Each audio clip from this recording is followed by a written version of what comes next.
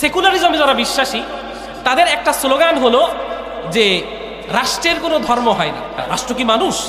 রাষ্ট্রের আবার ধর্ম থাকতে হবে কেন? কিন্তু আপনি যদি একটু চিন্তা করেন, রাষ্ট্রের কিন্তু একটা ভাষা আছে না?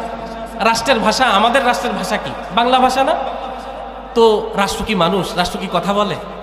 রাষ্ট্র কথা বলে না, তাহলে রাষ্ট্রের যদি ভাষা থাকতে পারে, তাহলে রাষ্ট্রের একটা নীতি নৈতিকতা, রাষ্ট্রের মানুষজন একটা নীতির উপরে চলতে পারে, এটার জন্য কি ধর্ম থাকতে পারে না?